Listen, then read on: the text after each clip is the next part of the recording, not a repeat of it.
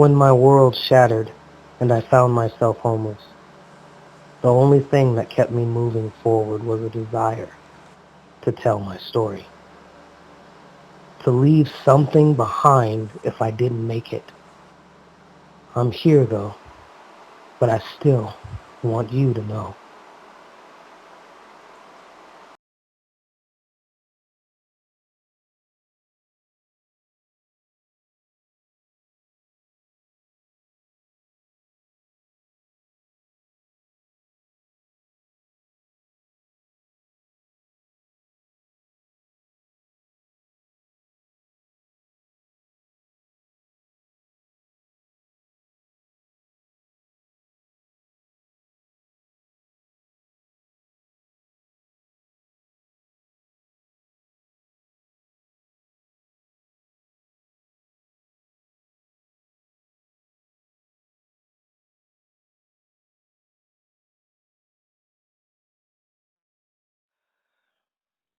I don't know, Okay, but it was funny. what makes you feel good? Which Um, anime? What anime do you watch? I watch. I don't watch any of the regular ones because they're really not considered like Japanese anime. They're just kind of considered thrown together. But Okay. right now, I've been watching. Okay, so brace yourself. I've been watching Anjin, Occult. This is what makes me Kaijo or Kaiji, because yeah, Kaiji. I'm hoping because the E and I are sound like A's or something like that. I forget which one though. But Okay. anyway, it's about women. It's about these high school girls who are training to be butt wrestlers, butt and breast wrestlers. Yeah, Okay. and it's funny because I mean, when the Japanese do something, boy, they can. In script writing, they tell us, take an idea of what if. So, what if this dog poo began to talk? And you know what I mean? And you could have a whole 3 seasons of it. And but this is just so funny. Plus, for me, I get to see tits and ass and not feel bad because they're showing it. So.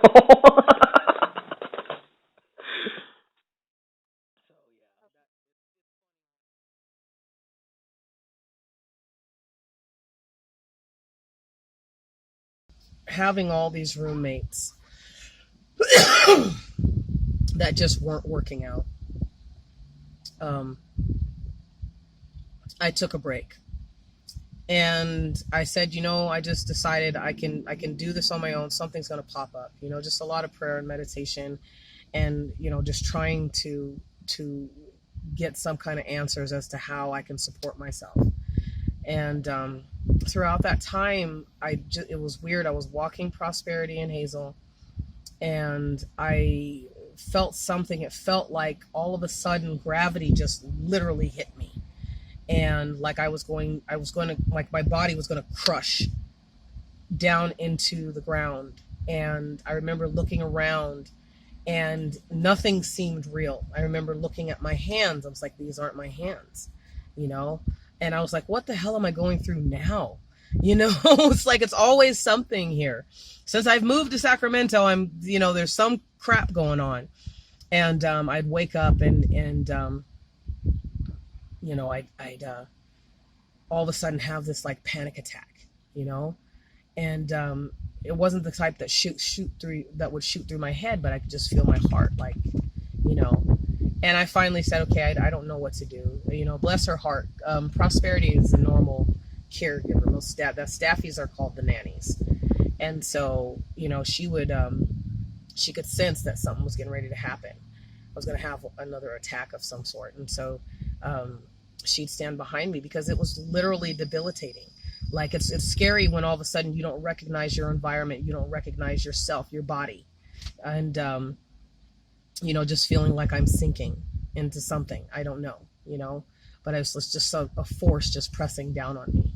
And it'd be I don't know how long they would last. I don't know. And Prosperity would always walk behind me when I was walking her, and she just knew I was scared, and she would just walk behind me. you know, and I'd be like, what are you doing? I get mad at her. Come on, let's go, you know? And so I started seeing a counselor for that, and I did some research on the symptoms that I was having. And what came up was depersonalization disorder and derealization disorder. And there's not a lot of talk about that. There's not a lot of, I think they're still studying it.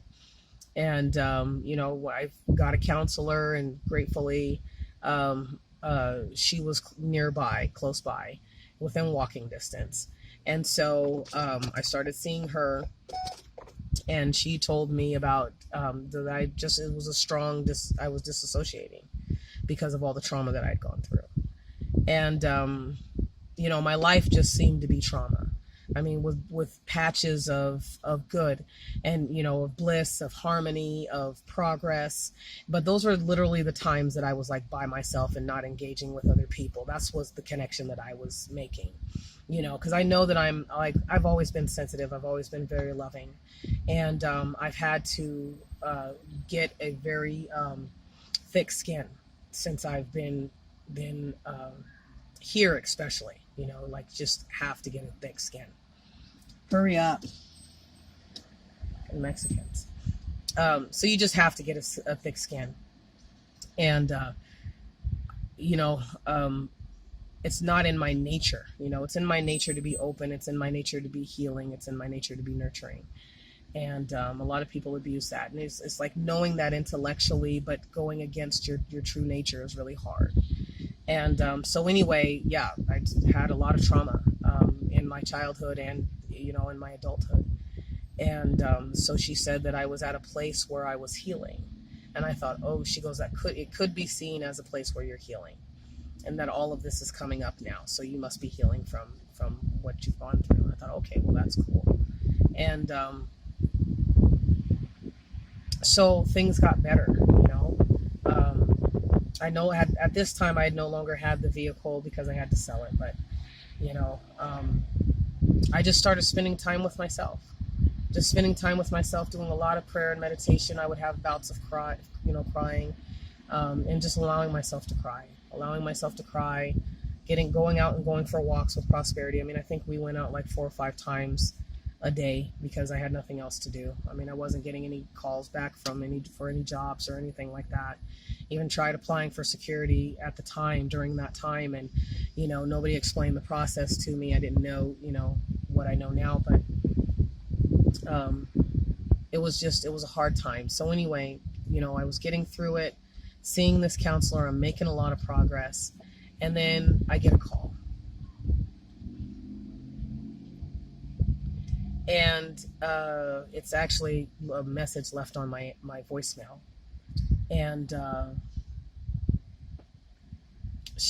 this woman, her name's Charisse, and she's telling me that she's a cancer survivor, and she's living in horrible conditions, and she's afraid, you know, because, you know, she is a cancer survivor. She has some other physical illnesses, or, you know, whatever, and call her back, you know. I did take pause with her tone, especially with the call me back kind of thing. It was very demanding.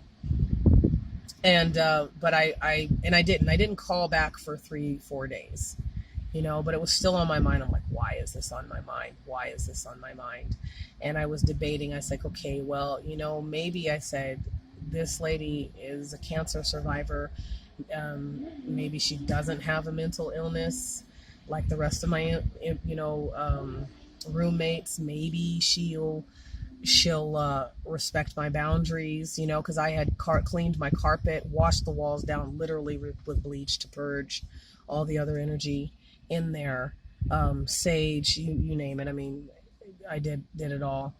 And you know, and one thing that was peculiar is that I had started packing. Like, I was cleaning out my closets, and I didn't have dresser drawers or anything else like that. I just basically had a mattress and tubs where I put all my stuff, including my clothes, and you know, packed up everything. And I couldn't figure out for the life of me why I was packing up. I just had this urge to clean house. I just thought, maybe I'm just cleaning house, you know. And but when I look at the pictures, it's like, no, I was ready to move. And I don't know where I would have been moving to, but that's what I did. And so anyway, I ended up calling this woman back. I ended up calling Sharice back. And we ended up having a nice conversation. We had an awesome conversation, and she was, telling me about the woman that she's living with, and that she was a childhood friend, so she was didn't want to do her wrong, that she hadn't paid her because she was still waiting on some money, but she really needed to get out because she didn't feel like it was sanitary and whatnot, and she was concerned for her health. And I thought, okay, it's like just listening to her, I thought, okay, well, this person can't do me too wrong, and it ended up agreeing to having her move in. And I did tell her this time, I said, okay, well, I said, these are the rules. So I listed the rules about, she had dogs as well. So I said, you got to take your dogs out. You got to pick up their poo. You got to clean up after yourself. No, I don't do drama. No drama. Pay your rent on time. And, whatever, just simple things, that I thought were just common sense. And I told her, I said, I burn incense, I burn candles. I used to make them. Give her a little bit of a background as to me. I said, I listen to chill jazz, just relaxing, quiet music, because I was dealing with the PTSD and whatever, and this other new stuff. And so I just like to have a good, good roommate situation. And so she agreed to everything, and agreed to, told her the price. I actually detailed to her exactly what the price was going to be and why. I said, and I also told her, you have to get on the lease. I said, is it going to be a problem for you to get on the lease? And she said no. I said, okay. So we said, okay, tomorrow, and she was actually really wanting to move in that day after our phone call drive over. And I was like, no, let's just do it tomorrow, And so she came in and everything was fine, and we laughed and we joked, and I was showing her the incense and the candles that I made, and we were just kind of, talking back and forth, and she was, as she was moving stuff in and met her dogs, and that was fine. They were emotional support, so it was okay. Told the manager that she was there. I had let her know previously that I was going to get another roommate, possibly, after talking to her, and after hearing the voicemail. I said, well, maybe, because I was debating on it, and so I thought that I was doing good with that. You know what I mean? So she comes in, and we had a good week, and she was, just a happy person, and charming and whatever. And I felt relaxed. I thought, okay, finally, this is good. This can be a good thing. And, after a week, she had mentioned that she wanted to get cable. I said, oh, well, get the wireless cable, wireless internet, because she wanted to play her PS, games or whatever. I said, well, it has to be wireless, because the cords can't be running through the home, because I don't want the dogs tripping over it. I don't want to trip over it, and I don't want the cables to be chewed. And so it's just, I said, but you can't. I said, if they can, hug it against the wall over the frame and do whatever they got to do, then that's fine. But so I never said no, but it was taken as a no. And that's when all hell broke loose. All hell broke loose. And she turned into a totally different person. There was nothing that I could say that she went to the manager, told the manager what I said. And the manager, I guess, was feeding her all kinds of stuff. I have no idea if that's true or not. But after that, it was hell. Cops being called.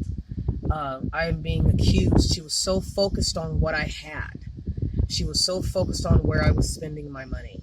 She was so focused on, she did not want me to open the blinds and let the air in. Now I'm thinking, this is my place, and she'd call the cops. She was a cop caller. But what was even more sneaky and sinister was that I wouldn't know when the cops would come. I wouldn't know. And she would have been out there talking to them for 20, 30 minutes, convincing them that I am 5150, I'm on medication, I don't treat my dogs well, da da da da, all this crap. And all of a sudden they'd be at my door. They'd be at my door. And I ended up